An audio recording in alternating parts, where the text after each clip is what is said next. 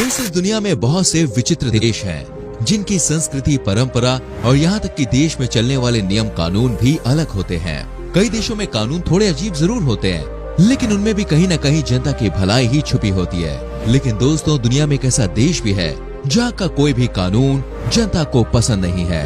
इस देश में आप क्या पहनेंगे, क्या काम करेंगे, कहाँ काम करेंगे और यहाँ तक कि आपका हेयर स्टाइल कैसा होगा, ये सब भी सरकार द्वारा तय किया जाता है। इस देश को आइसोलेटेड कंट्री भी कहा जाता है, क्योंकि ये देश दुनिया से बिल्कुल अलग है। यहाँ के तौर तरीके सबसे अलग और वाहियात होते हैं और देश के लोग बाहर की दुनिया से पूरी तरह अनजान हैं और देश के अंदर क्या चल रहा है उसके बारे में भी किसी को भनक तक नहीं लगती। दोस्तों, आज हम बात कर रहे हैं एशिया के सबसे अलग देश नॉर्थ कोरिया के बारे में। तो चलिए बिना देरी किए शुरुआत करते हैं आज की इस वीडियो की। नॉर्थ कोरिया का शासक किम जोंग उन है, जिसे सन की तानाशाह भी कहा जाता है। किम ने अपने देश में ऐसे कानून लागू किए हैं जिसके कारण इस देश में रहने वाले सभी लोग देश छोड़कर भागना चाहते हैं। यहाँ पर नागरिकों को किसी भी प्रकार की आजादी नहीं है और इस देश के ऊपर कई बार ह्यूमन राइट्स के उल्लंघन के आरोप भी लगाए जा चुके हैं। इन सब के बावजूद नॉर्थ कोरिया के लोगों के लिए इस देश से बाहर निकलना लगभग नामुमकिन है। लेकिन क्यों नॉर्थ कोरिया को लोग छोड़कर भाग नहीं सकते, आज की इस वीडियो में हम विस्तार से जानेंगे। दोस्तों, नॉर्थ कोरिया से भागना किसी के लिए भी आसान नहीं है। 1950 से पहले तक कोरिया एक ही देश हुआ करता था। कोरियन वॉर के बाद नॉर्थ कोरिया और साउथ कोरिया अलग हो गए। इस विभाजन के बाद साउथ कोरिया ने तरक्की की राह पकड़ी, तो वहीं नॉर्थ कोरिया में ज्यादा विकास नहीं हो पाया। किम इल संग नॉर्थ कोरिया के पहले तानाशाह बने और तब से लेकर आज तक उनका परिवार ही इस देश में राज कर रहा है। सन 1994 में किम इल संग की मृत्यु के बाद किम जोंग इल ने सत्ता संभाली।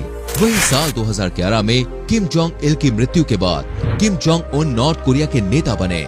किम जोंग के नेता बनने के बाद उन्होंने देश में कई ऐसे नियम लागू कर दिए जिसके बारे में किसी ने सोचा भी नहीं था।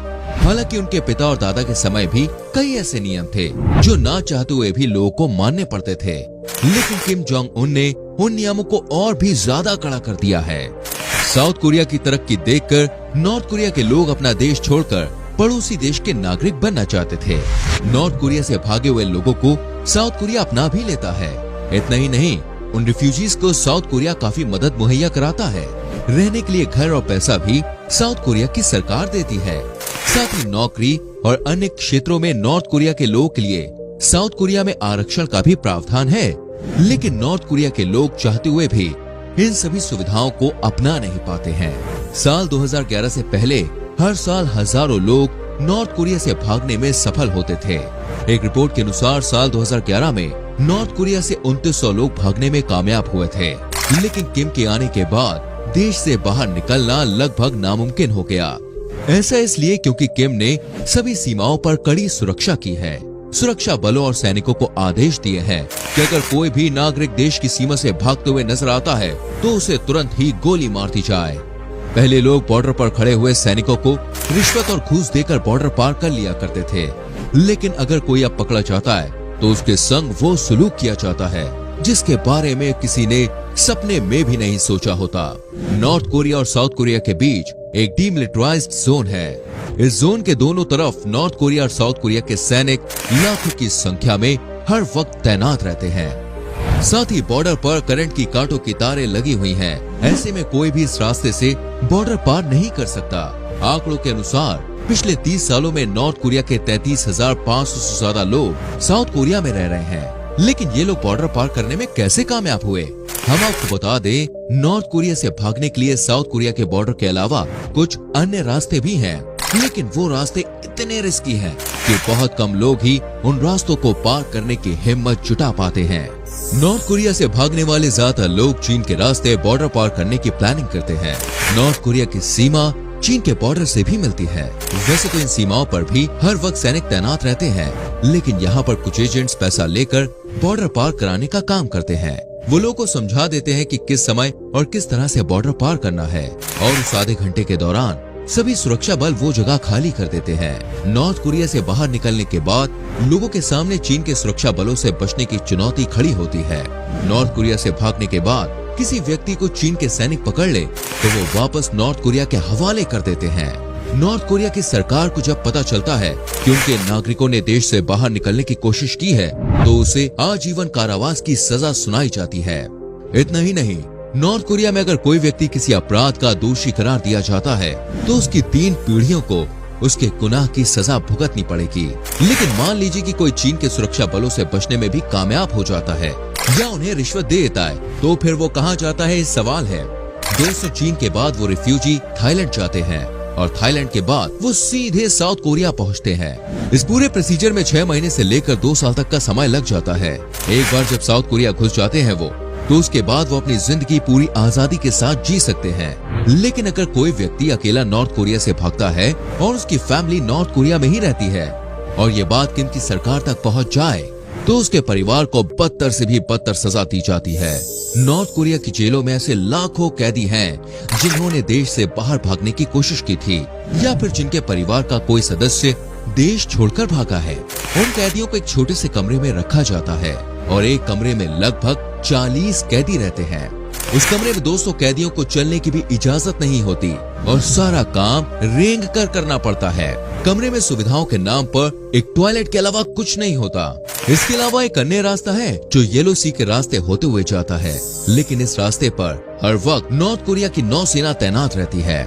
इसके बावजूद कुछ जिंदा दिल लोग तैरकर वो रास्ता पार करने की हिम्मत करते हैं। तैरकर रास्ता पार करने की कोशिश करने वाले कई लोगों की लाशें बाद में समुद्र के ऊपर तैरती हुई नजर आती है और उसकी पहचान कर उसके परिवार वालों को सजा दी जाती है। और अगर कोई व्यक्ति तैरकर रास्ता पार करने में कामयाब हो जाता है तो वो सीधे जापान पहुंचता है, जहां पर जापान के सैनिक उसे पकड़कर कोरिया के हवाले करते हैं। लेकिन जापान उन लोगों को नॉर्थ कोरिया को नहीं बल्कि साउथ कोरिया के हवाले करते हैं। इसलिए ये रास्ता नॉर्थ कोरिया के लोगों को पसंद आता है। नॉर्थ कोरिया के कुछ लोग फॉरेन लेबर कैंप में नौकरी के बहाने भी देश से भाग निकलते हैं। नॉर्थ कोरिया अपने लोगों को रशिया और पोलैंड के कैंप्स में नौकरी करने के लिए भेजता है। हालांकि उसका ज्यादातर पैसा सरकार की जेब में ही जाता है। फिर भी जो लोग यहाँ नौकरी के लिए जाते हैं उनके परिवार पर सरकार पूरी निगरानी रखती है। अगर किसी ने भी कैंप से भागने की कोशिश की तो उसके परिवार को सजा दी जाती है और जिंदगी भर के लिए जेल में डाल दिया जाता है। अब आप समझ गए होंगे दोस्तों कि हमने ऐसा क्यों कहा था कि नॉर्थ कोरिया से बाहर निकलना लगभग नामुमकिन सा है। इतना सब जानने के बाद आप सोच रहे होंगे कि नॉर्थ कोरिया में क्या सारे लोग ऐसी ही जिंदगी जीते हैं या कुछ लोग को अच्छी जिंदगी भी नसीब होती है। देखिए, हम आपको बताना चाहेंगे कि नॉर्थ कोरिया में सोंगबन का सिस्टम काम करता है। इस सिस्टम के तहत पूरे देश की आबादी को 3 हिस्सों में बांटा हुआ है। पहली क्लास का नाम है कोर, जिसमें देश की 28% आबादी शामिल है। जिन लोगों ने या जिन लोगों के परिवार ने कोरियन वॉर के दौरान युद्ध किया था उन्हें इस क्लास में शामिल किया गया है। इन्हें नॉर्थ कोरिया की राजधानी प्योंगयांग में रहने का मौका मिलता है। इसके अलावा भी कुछ खास सुविधाएं इन लोगों को दी जाती हैं। दूसरी क्लास का नाम है विवरिंग। इसमें लोग अपने काम पर जाते हैं और उन्हें अन्य किसी चीज से ज्यादा मतलब नहीं होता है। सरकार की नजर में ये लोग सीधे समझे जाते हैं। वही तीसरी क्लास है हॉस्टाइल। इस क्लास के बारे में जानने से पहले आपको बता दें कि नॉर्थ कोरिया एक नास्तिक देश है। यहाँ के लिए किम ही उनका भगवान है और अन्य किसी भगवान को पूजने की अनुमति लोगों को नहीं है। अगर किसी के घर से बाइबल बरामद होती है तो उसके खिलाफ सख्त कार्रवाई की जाती है, जिसके तहत उसे मौत की सजा देने का प्रावधान है। अब जानते हैं हॉस्टाइल क्लास के बारे में, जिसमें इलीगल काम करने वाले या किसी धर्म को मानने वाले लोग हैं। इनको शहरों में रहने की अनुमति नहीं होती। इस क्लास के बारे में देश के हर नागरिक के आईडी कार्ड पर लिखा होता है कौन सा व्यक्ति क्या जॉब करेगा, उसकी पोस्टिंग कहाँ होगी, कौन सी रैंक उसे मिलेगी और यहाँ तक कि उसकी शादी किससे होगी। इन सब का फैसला भी सोंगबन के आधार पर ही किया जाता है। चलिए अब नॉर्थ कोरिया के कुछ अजीबोगरीब नियमों के बारे में हम आपको बताते हैं। देश में हंसी मजाक की अनुमति नहीं है। हर घर में किम के परिवार वालों की तस्वीर लगी होनी चाहिए और उन तस्वीरों को रोजाना साफ करना तो भाई बहुत ही जरूरी है। और अगर किसी तस्वीर पर धूल होती है तो उस परिवार को सजा दी जाती है।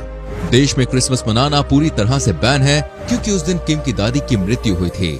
सभी देशवासियों को उस दिन सड़क पर खड़े होकर रोना होता है और अगर कोई दुखी नहीं होता तो उसको सजा दी जाती है, क्योंकि अगर कोई नहीं रोता तो ऐसा माना जाता है कि वो दुखी नहीं है।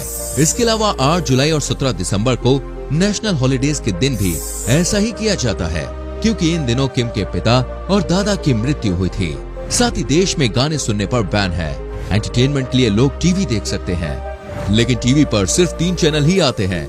जिसमें सरकार और किम जोंग के गुणगान के बारे में दिखाया जाता है। और देश में इंटरनेट चलाने की परमिशन भी बहुत ही ज्यादा लिमिटेड है और सिर्फ गवर्नमेंट ऑफिसर्स ही यहाँ पर गाड़ी रख सकते हैं और कोई नहीं। जिस देश में दोस्तों इतनी पाबंदियां हो, वहाँ से कौन भागना नहीं चाहेगा। उम्मीद करते हैं आपको ये वीडियो अच्छी लगी होगी और आप जान गए होंगे कि आखिर नॉर्थ कोरिया से भागना इतना मुश्किल या कहें भाई इतना नामुमकिन क्यों है। साथ ही इस वीडियो को दोस्तों अपने फैमिली मेंबर्स के संग, अपने दोस्तों के संग शेयर कीजिए और ऊपर वाले का शुक्रिया कीजिए कि आप अपने प्यारे देश में रहते हैं। इस वीडियो को लाइक करके शेयर जरूर करना। मिलते हैं दोस्तों अगली वीडियो में। Till then bye bye, take care.